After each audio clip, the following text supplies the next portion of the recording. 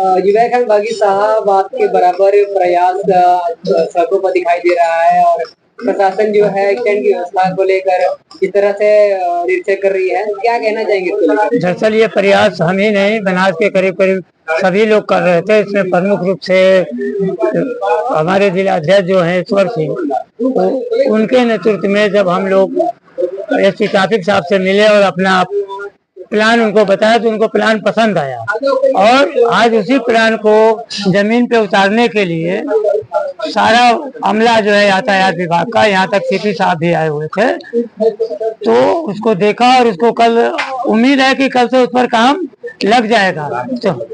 तो आज बोर्ड लग जाएगा। तो सबसे पहले तो डीसीपी साहब जो राजेश पांडे जी हैं, उनका मैं दिल से शुक्रिया अदा करता हूँ, धन्यवाद देता हूँ कि कम से कम उन्होंने चालकों के हित के लिए, चालकों की जो व्यवस्था 20 साल से नहीं बन रही थी, उस व्यवस्था को बनाने का काम किया।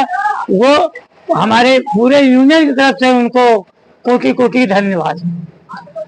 अभी जो एक और मसला चल रहा है, ई रिक्शे का रूट वाइज और तमाम चीजें, उस पर जो ई रिक्शा के प्रवीण काशी जी हैं, उनका मैं सम्मान करता हूँ, अच्छे व्यक्ति हैं। उनका एक बात मैंने सुना, अभी कह रहे थे कि ऑटो रिक्शे का भी रूट बनना चाहिए। उनकी बात से मैं सहमत हूँ, लेकिन ऑटो रिक्शे का 6 रूट पहले से ही बने हैं। जिस तरह ई रिक्शे का कोई व्यवस्था नहीं है, कोई सीमांकन नहीं है, उसी तरह ऑटो रिक्शे का सीमांकन नहीं है। वो जो 6 रूट है उसका सीमांकन कर दें। रूट तो हमारे पहले से बने हुए 6 रूट है। जैसे बाबतपुर परमिट की गाड़ियाँ, चौबेपुर, चोलापुर, रामनगर, राजा तालाब, ये तमाम जो परमिट दी गई है वो रूट ही है, उनको भी एक सीमांकन कर दिया जाए। हमारे 6 रूट है, एक सिटी का रूट, 7 रूट हमारे हो जाएंगे।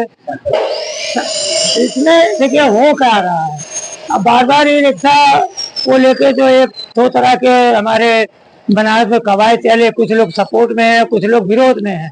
रूट के सपोर्ट में कौन है?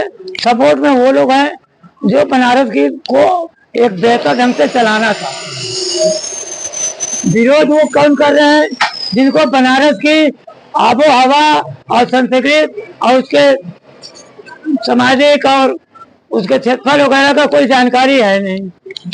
हो क्या रहा है ई रिक्शे में, पूरे बनारस की, चाहे चोलापुर हो, चौबेपुर हो, कहीं की टोटा हो, वो टोटल काशी जोन में आ जा रही है।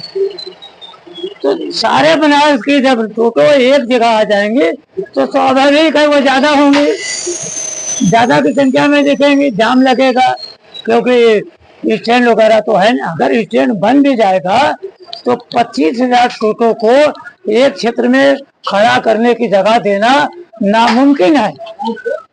तो जब तक इनको फैलाया नहीं जाएगा तब तक टोटो हो या ऑटो हो, मैं ये नहीं कह रहा हूँ कि ऑटो के भी जो बाहर की परमिट की गाड़ियां हैं उनको भी सीमांकन करके एक सीमा के अंदर चलाया जाए, टोटो को भी चलाया जाए, बनारस भी चले, हमारे ऑटो चालक ही रिक्शा चालक भी चले। और प्रवीण जी को एक बार इस पर विचार करना चाहिए, क्योंकि उन्हीं का कहना है कि वर्तमान व्यवस्था में 500 रुपया टोटो चालक नहीं कमा पा रहे, और जो यातायात व्यवस्था प्रशासन में वो भी खराब है। तो उनको कोई तीसरी व्यवस्था देनी चाहिए प्रशासन को। हंगामा खड़ा करना मकसद नहीं होना चाहिए, सुझाव देना चाहिए। हाँ। उनको बैठ के बात, और नहीं तो जो प्रशासन व्यवस्था बना रहा है उसको एक बार देखा जाए। अगर उस व्यवस्था में टोटो चालक, ऑटो चालक की व्यवस्था सही चल रही है तो उसको चलाया जाए, नहीं चल रही है तो कोई परमानेंट व्यवस्था थोड़ी ना बनने जा रही है। फिर उसमें फेरबदल हो सकता है, फिर चीजों को बदला जा सकता है। तो ऐसा नहीं है। देखिए वो क्या रहा, कुछ लोग ऑटो और टोटो चालकों को लड़ाना चाहते, जबकि देखा जाए ये दोनों भाई हैं और दोनों को मिलकर ही चलना होगा, क्योंकि समस्याएं दोनों की हैं।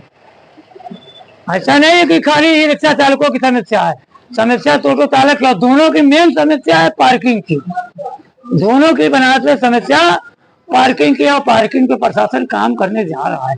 आप प्रशासन से मिलिए, उसकी व्यवस्था को चलाने में मदद करिए, कुछ तो करिए कि केवल बात और भाषण और धरना और प्रदर्शन, आप इससे काम नहीं चलेगा। अब जमीन पर भी कुछ करने का प्रयास किया जाए। और हम लोग बराबर इसी पे लगे, टेबल पे बैठ के बात कर रहे हैं हर अधिकारियों से अपनी बात। हम कह रहे अपनी बातों से हम अधिकारियों को कितना सहमत कर सकते हैं, हम ये प्रयास करें, समझ गए। तो कहीं ना कहीं जो इस वक्त व्यवस्था जो बनाने जा रहा है यातायात व्यवस्था, उस व्यवस्था का मैं मतलब दिल से स्वागत करता हूँ। गाड़ियाँ चलती है हाँ। जैसे यूनियन की गाड़ी हम अभी स्टैंड से चलाएगा, जो जहाँ जहाँ हमारे स्टैंड है वहाँ वहाँ हमारी गाड़ियाँ एकदम एक के पीछे एक चलती है। क्या चक्कर के बारे में आपके संगठन की गाड़ियाँ तो चलती है, दिन भर चलती है। हम लोग अभी परीक्षा थी, पूरा दिन घूमे। और अब कल से हम लोग अगर स्टैंड बन जाएगा तो हम लोग एकदम पूरी तरह तत्पर होके प्रशासन के साथ मिलकर स्टैंड पे गाड़ियों को खड़ा कराने का काम किया जाएगा और प्रशासन से कंधा मिला के चलेंगे, बोर्ड लगाएंगे, किराया सूची लगाएंगे। और जिनके पास गाड़ियों का पेपर सही नहीं होगा उनको मौका दिया जाएगा, समय देके उनके पेपर को सही करवाएंगे। चालक के ड्राइविंग लाइसेंस नहीं होगा उसको ड्राइविंग लाइसेंस बनवाने का काम हम लोग करें। हम लोग हर व्यवस्था को सुचारू रूप से चलाने में प्रशासन से मिलकर काम करेंगे। हम आरटीओ विभाग से भी बात करेंगे कि हमारे चालकों का ड्राइविंग लाइसेंस कैंप लगवा के बनवाइए। आप तमाम चीजें हम लोग बराबर प्रयास करेंगे। और आने वाले दिन में अगर प्रशासन इसी तरह साथ दिया तो बनारस स्मार्ट सिटी में हमारा चालक भी स्मार्ट की तरह चलता हुआ दिखाई देगा। और आने वाले दिन में अगर ये व्यवस्था सही हुई तो हम चालकों को एक ड्रेस कोड भी लागू करेंगे और यूनियन उसको फ्री देगी, फ्री चालकों को देगी ड्रेस कोड।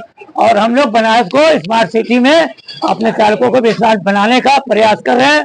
और प्रशासन अगर सहयोग देता रहा तो हम स्मार्ट सिटी में चालकों को स्मार्ट बना के दिखा देंगे। ठीक बहुत अच्छा लगा साहब आपसे बात करके।